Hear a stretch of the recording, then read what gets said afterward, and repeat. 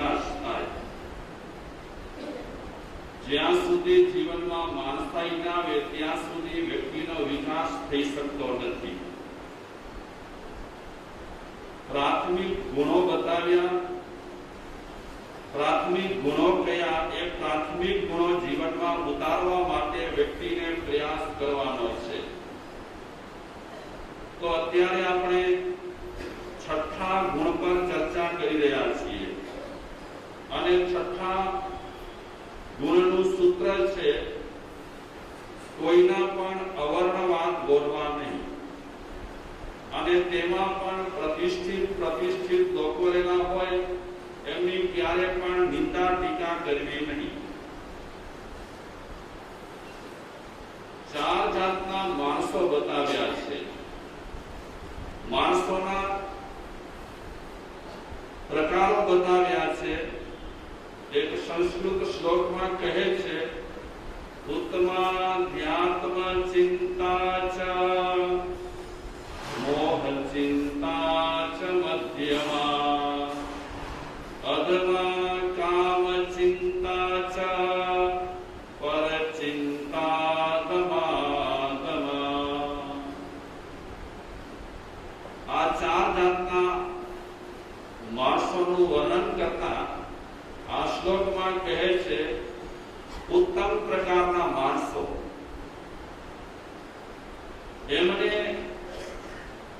એક જ ચિંતા રહેલી હોય. જો કે ચિંતા શબ્દ વાપર્યો છે એ પણ ઠીક શબ્દ નથી. ઉત્તમ માણસોને એક જ પ્રકારની ફિકર રહેલી હોય. ઉત્તમાધ્યાત્મ ચિંતા ચ એમને અધ્યાત્મની ચિંતા રહેલી હોય. અધ્યાત્મ એટલે આત્મ સંબંધી ચિંતા રહેલી હોય જેને એને ઉત્તમ પુરુષ કહેવાય. વિશેષ પ્રકારે પોતાના જીવનમાં આત્માને કેન્દ્રમાં રાખી કરી મારા આત્માનો વિકાસ કેમ થાય અને આત્માના વિકાસ માટે મારે કેવા કેવા પગલાં ભરવા જોઈએ અને શું શું કરવું જોઈએ એના વિશે એ હંમેશા સાવચેત રહે. આ પેલા પ્રકારના માણસો. ઉત્તમાધ્યાત્મ ચિંતા ચ મોહ ચિંતા ચ મધ્યમા. બીજા પ્રકારના માણસો એના છે એમને મોહની ચિંતા રહેલી હોય. મારા ઘરમાં આ મેમ્બર આમ ને આ મેમ્બર આમ, મારા પરિવારનો આમ ને મારા પરિવારનો તેમ, કુટુંબ કબીલાની બીજી ત્રીજી ફિકર રહેતી હોય. સંસારની આડ પંપાળમાં પડ્યો રહેતો હોય એ મધ્યમ માણસ રહેલો છે. સંસારની આડ પંપાળમાંથી બિચારો ઊંચે ઉઠી ન શકે. સવારથી લઈ કરીને રાત સુધી બસ એક જ ચિંતા, મારા પરિવારમાં આ કરવું છે, મારા કુટુંબમાં તે કરવું છે, આમ કરવું છે, તેમ કરવું છે. આ બીજા પ્રકારના મધ્યમ માણસો રહેલા છે. અધમા કામ ચિંતા ચ. અધમ માણસોને એક જ ચિંતા રહેલી હોય. અધમ માણસો એને ચિંતા એ કે મારો આ બિઝનેસ છે, મારો આ ધંધો છે, મારું આ કામ છે, મારી આ ઈચ્છાઓ રહેલી છે. સતત પોતાની ઈચ્છાઓને પૂરી કરવા માટે વિચારો દોડા દોડ કરતો હોય. ઈચ્છાઓની પરિપૂર્તિ માટે એટલી દોડાદોડ કરતો હોય કે એને બીજા કાંઈ પણ વિચાર આવે નહીં અને બીજું કાંઈ કરવાનું સૂઝે નહીં. એ અધમ માણસો રહેલા છે. અને અધમાધમ માણસો કોને કહેવાય? પર ચિંતા ધમા. પારખાની ચિંતા ને તે પણ સાચી રીતે ચિંતા કરે તો અધમાધમ ન કહેવાય. પણ બીજાની ચિંતાઓ ખરાબ રીતે કરતા હોય. ફલાણાએ આમ કર્યું ને ઢીકડાએ આમ કર્યું ને ફલાણો આમ કરે છે ને ઢીકડો આમ કરે છે ને આને આમ ન કરવું જોઈએ ને આને તેમ ન કરવું જોઈએ ને. આ રીતે જે માણસ પારકાની સતત ખોટી ચિંતા કરતો રહે, આપણે સાચી ચિંતા કરીએ ને તો ફાયદો કહેવાય કે આ બિચારા ફલાણા માણસને આમ થાય છે, આપણે કાંઈક એના માટે વ્યવસ્થા કરી દઈએ. કોઈકના ભલા માટે પારકાના ભલા માટે આપણે ચિંતન કરીએ તો એ ચિંતન અધમમાં અધમ ના કહેવાય, એ ચિંતન તો સારામાં સારું કહેવાય.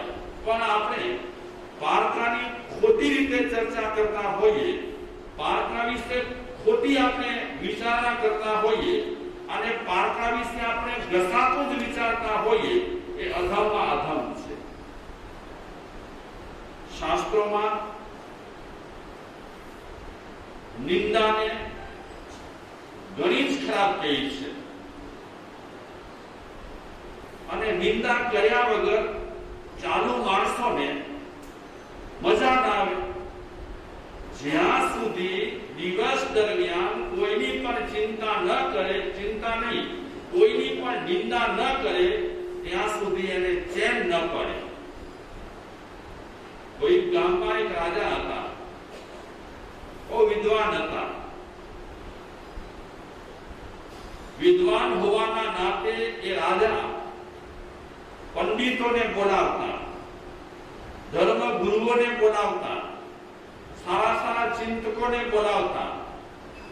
સભા જ્યારે ભરેલી હોય ત્યારે એ ભરેલી સભા દરમિયાન પેલા રાજકાજની બધી ચર્ચાઓ કરે અને રાજકાજની ચર્ચાઓ ખતમ થયા પછી એ રાજા એકાદ પ્રશ્ન ધર્મ ગુરુઓને પૂછે, પંડિતોને પૂછે, વિદ્વાનોને પૂછે, સારા સારા વિચારકોને એક પ્રશ્ન રાજસભામાં દરરોજ પૂછે.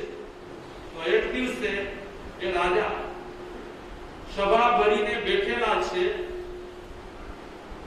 થોડી રાજકાર્યવાહી વિશે ચર્ચા કરી અને એ ચર્ચા જ્યારે ખતમ થઈ ત્યારે રાજા સભામાં રહેલા બધા લોકોને કહે છે, આજે મારે એક પ્રશ્ન પૂછવો છે. અગત્યનો પ્રશ્ન રહેલો છે, બહુ જરૂરી પ્રશ્ન રહેલો છે, મને મૂંઝવણ થઈ રહી છે. તમારામાંથી કોઈ પણ જવાબ આપશે ત્યારે મારો પ્રશ્ન સોલ્વ થશે, મને સમાધાન મળશે. તો બધા માણસોના કાન એકદમ રાજા શું કહે છે ને કેવો પ્રશ્ન પૂછશે એ સાંભળવા માટે સતર્ક થઈ ગયા. ચોકના એ શ્રોતાજનો, એ સભાજનો રાજા કેવો પ્રશ્ન પૂછશે એ તરફ ધ્યાન છે અને રાજાએ પ્રશ્ન કર્યો. પ્રશ્ન એ કર્યો કે એકદમ ભયંકર ડંખ કોનો? એકદમ એટલે કે તીવ્ર ડંખ કોનો? આ પ્રશ્ન પૂછ્યો રાજાએ. બધા બેઠેલા છે, વિદ્વાનો, પંડિતો, વિચારકો, ધર્મગુરુઓ અને બીજા પણ ઘણા ઘણા લોકો બેઠેલા છે. ઘણા લોકો તો વિચારે છે કે તીવ્ર દંખ કોનો હોઈ શકે?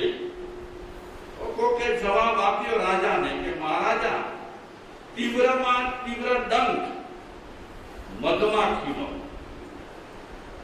મધમાખી કહીએ ને આપણે, મધમાખીઓના પણ પ્રકાર હોય છે. ઘણી મધમાખીઓ છે એ સરસ મજાનો મધ આપે, મીઠો મધુરો, પણ એનો ડંખ બહુ ઝેરી. ઘણી ભમરીઓ એ મધ ના આપે પણ ડંખ બહુ ખરાબ હોય. ઘણી વખત કોણે ખાંચે આપણા ઘરમાં પણ બરાબર સફાઈ ન થતી હોય તો એક ભમરી છે, આમ મધુમક્ખી ટાઈપની છે, માળો બાંધે પણ એના એ માળામાં મધ ન હોય પણ ડંખ એનો બહુ ખરાબ. ખ્યાલ છે ને? મુખરા રંગની હોય, બહુ ડંખ ખરાબ. હમણાં અમે પેટ્રોલ બારમાં હતા ત્યારે ત્યાંના જે બગીચાના રખેવાળ ભાઈ છે એના છોકરાને આ ભમરા કે મધમાખીએ હુમલો કર્યો.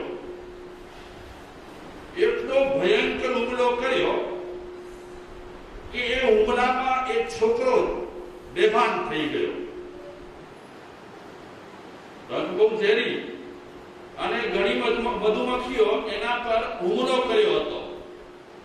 એટલો ભયંકર હુમલો કર્યો કે એને તાત્કાલિક હોસ્પિટલમાં ખસેડવો પડ્યો. અને હોસ્પિટલમાં ખસેડતી વખતે હજી એ રાંચી પહોંચે એનાથી પહેલા અધવચ્ચે પ્રાણ છોડી દીધા. જુવાન જો છોકરો, એ મધુમક્ખીનો ડંખ કેટલો ઝેરી હશે કે એનો ઝેર શરીરમાં વ્યાપ્યા પછી માણસનો મોત પણ થઈ શકે છે. તો સભામાં રાજાને કહે છે, મહારાજા, અમારા ધ્યાનમાં છે એ રીતે મધુમક્ખીનો ડંખ તીવ્ર હોય છે. ઘણા લોકોનો આ જવાબ હતો. તો ઘણા લોકો કહે છે, મહારાજા, અમારા ધ્યાનમાં છે એ રીતે સર્પ દંશ એ બહુ ભયંકર હોય છે. સાપ ડંખ મારે તો આપણે જાણીએ છીએ, અને તેમાં પણ એકદમ ઝેરી સર્પ રહેલો હોય. એ ડંખ દે અને તાત્કાલિક જો ઉપચાર ન થાય તો બિચારાના રામ રમી શકે છે. તો ઘણા લોકોનો એક મત હતો કે સર્પદંશ એ બહુ તીવ્ર દંશ રહેલો છે. તો ઘણા લોકો કે મહારાજા, અમારી નજરમાં વીંછીનો ડંખ એ પણ ભયંકર હોય છે. કોઈએ મધુમાખીનો ડંખ ભયંકર કીધો, કોઈએ સર્પનો ડંખ ભયંકર કીધો, કોઈએ વીંછીનો ડંખ ભયંકર કીધો, અને કોઈએ એવા કોઈ બીજા જંતુ એના હશે એના પણ ડંખો બહુ ભયંકર હોય છે. આમ તો પેલી કીડીનો ડંખ છે ને, એ પણ ભયંકર હોય છે. ઝટકો બરાબર સામાયિકમાં બેઠેલા હોઈએ ને તો એક વખત તો આપણે ખુરશી પરથી ઊભા થઈ જઈએ. કીડી પણ ઘણી વખત માણસને ઊભો કરી નાખે ડંખ દેતો. તો આ રીતે આ જગત પર એવા ઘણા જંતુઓ રહેલા છે કે એના ડંખ ઝેરી હોય છે. વિદ્વાનોએ, ચિંતકોએ, ધર્મગુરુએ એ બધાએ આ જવાબ આપ્યા અલગ અલગ રીતે. બધાના જવાબ સાંભળી કરીને રાજા કહે છે મંત્રીને, મંત્રી તરફ નજર કરી અને મહામંત્રીને કીધું કે મંત્રીજી, આ લોકોએ મારા પ્રશ્નનો જવાબ આપ્યો, સાંભળેલો, વાંચેલો, થોડો અનુભવેલો, પણ એ બધા જવાબનો મને જે સંતોષ થવો જોઈએ એ સંતોષ થયો નથી. તમે હવે કંઈક બોલો, તમારું શું મંતવ્ય રહ્યું છે? આ દુનિયામાં ભયંકરમાં ભયંકર ડંખ કોણ? મહામંત્રીજી રાજાને કહે છે, મહારાજા, આ બધા લોકો સાચા છે, કોઈ ખોટા નથી. મધુમક્ખીનો ડંખ પણ ભયંકર છે, સર્પનો ડંખ પણ ભયંકર છે, વીંછીનો ડંખ પણ ભયંકર છે, અને ક્યારેક ક્યારેક કીડીનો ડંખ પણ ભયંકર હોય છે. બરાબર છે આમાં નહીં મંત્રીજી? આ બધા લોકો બોલ્યા છે, તમારે પણ એ જ બોલવું જોઈએ, જરૂરી નથી. તમે તો બુદ્ધિશાળી છો, તમે તો ચિંતક રહેલા છો. કોઈ અલગ તમારી પાસે ચિંતન રહેલું હશે તો તમે તમારું સ્વતંત્ર જે ચિંતન હોય એ સ્વતંત્ર ચિંતનથી જવાબ આપો કે તીવ્રમાં તીવ્ર ડંખ કયું. બધા માણસો સભામાં બેઠેલા છે એ વિચારે છે આ મહામંત્રી છે ને બુદ્ધિશાળી છે બહુ જ, અને એના જવાબમાં કંઈક મૌલિકતા હોય છે અને કંઈક નવીનતા હોય છે. તો બધા માણસોના ધ્યાન એ મહામંત્રી શું કહે છે એના તરફ ગયા છે. મહામંત્રી મહારાજાને કહે છે, મહારાજા, આપે કીધું કે તમે જવાબ આપો તો હું જવાબ આપું. ભયંકરમાં ભયંકર ડંખ બે જાતના માણસોના છે.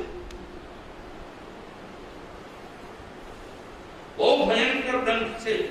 આમ તો જોવા જઈએ ને ડંખની વાત આવી છે અને ઝેરની વાત આવી છે, તો કવિ દલપતરામ કહે છે કે જાજુ ઝેર માનવમાં.